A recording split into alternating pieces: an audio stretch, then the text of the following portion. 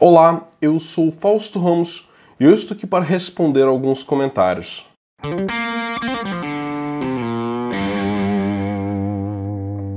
Para quem tiver interesse em contribuir mais com o meu trabalho, eu vou deixar um link na descrição para a minha campanha do Padrim, onde vocês podem olhar as recompensas que interessam a vocês e se tornarem um padrinho ou uma madrinha do Causofia. Hoje eu vou responder ao comentário do 8 Passos, o Léo Amorim, e ele fez um comentário muito interessante no meu vídeo sobre influencers. Crítica e abordagem muito pertinentes, mas se me permite uma provocação, na primeira parte do vídeo em que tu coloca o amor como produto dos influencers, eu não poderia concordar mais. Tive vários exemplos disso em conversas com o Nino sobre a forma que as pessoas abordam ele, como quando marcam consulta para na verdade só ter um tempo e oportunidade de contato mais próximo.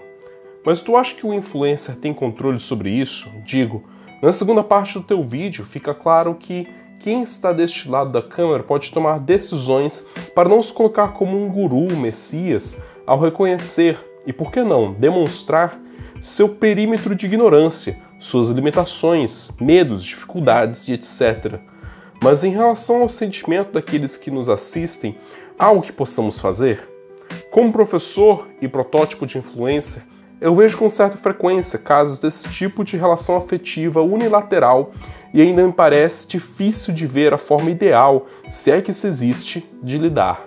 Essa identificação que o público tem com a gente, Leonardo, tem relação com o que alguns estudiosos chamam de relações parassociais. Uma relação parassocial é justamente essa relação unilateral, na qual você comentou, onde um influencer está em contato com várias pessoas de maneira que ele concentra a atenção de muitos, mas ele mesmo não tem a capacidade ou a possibilidade de entrar em contato com todas as pessoas com o mesmo grau de intensidade ou o mesmo grau de identificação recíproca. Pois eu aqui, produzindo este vídeo, estou mostrando meu rosto, estou expressando minha voz, estou dando a vocês a possibilidade de se identificarem com a minha pessoa, com a minha figura, com o ser humano do Fausto Ramos. Contudo, do meu lado da relação, a maior parte de vocês são números de estatísticas no Analytics do YouTube. Vocês podem até comentar alguma coisa no vídeo abaixo, mas vocês serão mais um comentário, mais uma pessoa expressando e falando alguma coisa comigo que há de se concordar. Palavras numa tela de celular ou de computador não são nada comparados a você ter a possibilidade de ver a expressão facial de uma pessoa e acompanhar horas e horas do conteúdo dela na internet.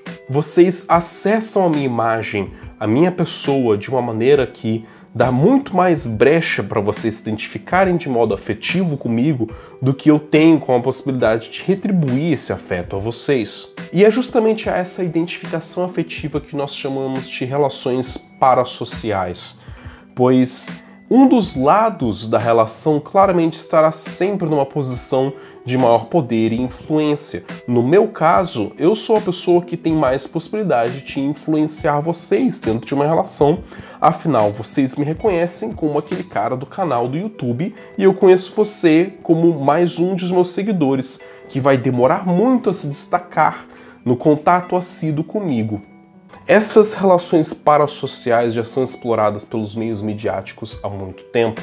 Quando eles pegam uma pessoa que as pessoas gostam de ver na frente da câmera falando sobre absolutamente qualquer assunto e elas são usadas para fazer documentários, são usadas para falar de tópicos específicos, científicos inclusive, que elas pessoalmente não têm preparação, mas felizmente ela tem toda uma equipe por trás delas, ajudando elas a alicerçar e fundamentar os conceitos dos quais elas vão abordar para o público. Um ator, um locutor de documentários é uma pessoa que simplesmente tem uma boa oratória e vai pegar um texto preparado por especialistas naquele tema para poder discorrer a respeito daquele assunto. E por que nem sempre nós temos uma pessoa dedicada àquele tipo de conteúdo e estudo específico sendo responsável pela que era a disseminação de conhecimento, como o caso talvez do Neil deGrasse Tyson com a nova edição do seriado Cosmos? Isso acontece porque O meio midiático sabe que não adianta você colocar uma pessoa bem instruída no assunto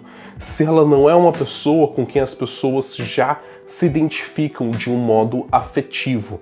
Não tem nem a ver exatamente com a capacidade de oratória dela, mas sim com o público se identificar com aquela pessoa ao ponto de decidir parar para escutar o que ela está dizendo. YouTubers mais famosos, mesmo aqueles que estão preocupados em poder dar oportunidade para profissionais de determinados campos falarem a respeito dos assuntos que eles conhecem bem, eles observam como que ao longo do vídeo, a maior parte das pessoas desiste de assistir um vídeo no momento em que aquela personalidade do YouTube passa a voz para um especialista no tema, porque as pessoas não estão ali no vídeo pelo conteúdo expressamente falando, mas para ver aquela pessoa que eles gostam de acompanhar falando sobre aquele conteúdo. As pessoas têm a necessidade de cultuar ídolos, de projetar suas perspectivas pessoais em personalidades específicas. E existem pessoas que se profissionalizaram nisso, os blogueirinhos e blogueirinhas. É um campo do qual eu estou me percebendo inserido, embora seja ainda um pouco desconfortável para mim me colocar nessa posição. A maior parte do que eu fiz de modificação no meu canal esse ano, como mudar bastante os quadros e variar a forma de tratar o meu conteúdo, de abordar o conteúdo, de apresentar esse conteúdo, tem a ver com o fato de eu ter percebido que as pessoas estão muito mais interessadas em me ver falando na frente da câmera e conversando com elas, expressando minhas opiniões de modo mais aberto, do que lendo e expressando coisas que eu preparei a partir de um roteiro super bem estruturado e trabalhado. Eu percebi que eu estava tendo muito trabalho para não alcançar o mesmo resultado que outras pessoas alcançavam simplesmente ligando a câmera e conversando com quem está do outro lado. É difícil, eu acho que não é possível impedir que as pessoas se identifiquem emocionalmente com a gente quando a gente se coloca nessa posição de influencer. Eu vou dizer que eu pessoalmente ainda tenho muita dificuldade de cognoscer o que significa ter 4.300 seguidores. Eu tenho dificuldade de cognoscer o que é realmente o alcance que eu tenho com a minha voz, com o fato de eu ser um formador de opinião em um meio de nicho específico da internet, mas que parece ter impacto sobre o que muitas pessoas pensam e a maneira como elas vão observar muitas coisas no mundo. Eu ainda não tenho consciência do meu real alcance. Mas se eu não posso evitar que vocês se identifiquem comigo de modo afetivo e que esse afeto sirva para vocês darem atenção para as coisas que eu falo, a única coisa que eu posso controlar é o que eu faço com essa atenção que eu recebo. Existem pessoas que parecem tratar como se inserir uma lógica mercadológica nessas relações parasociais ou inserir uma lógica mercadológica na distribuição de conhecimento é quase antiético, e eu discordo. O que eu penso é, se existirem pessoas do outro lado desta mídia, dessa câmera, dessa relação parasocial, que estão interessadas em ver conteúdos como o que eu faço perdurarem e continuarem, porque elas valorizam a necessidade de terem pessoas como eu me expressando a respeito dos assuntos que eu falo, essas pessoas provavelmente vão estar propensas a me ajudar, mesmo que seja doando algum dinheirinho, para que eu tenha a possibilidade de viver desse trabalho e, portanto, perdurar ele e fazer ele com mais e mais e mais qualidade. Nossa, Fausto, então tudo isso foi uma enorme propaganda pro seu padrinho, não é? Tá, não é bem por aí, né? Eu acho que eu aproveito o melhor das duas oportunidades. Tanto a oportunidade de compartilhar conhecimento, quanto a oportunidade de convidar vocês a conhecerem mais sobre minha campanha do Padrim, e que o link está aqui na descrição. Eu nem escondo a cara de pau, né?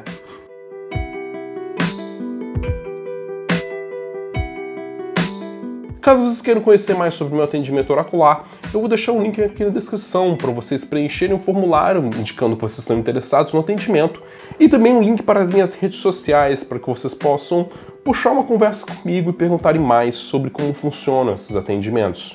Para mais conhecimento sorvido na sua direção, mantenham-se assinados com Causofia e até por acaso.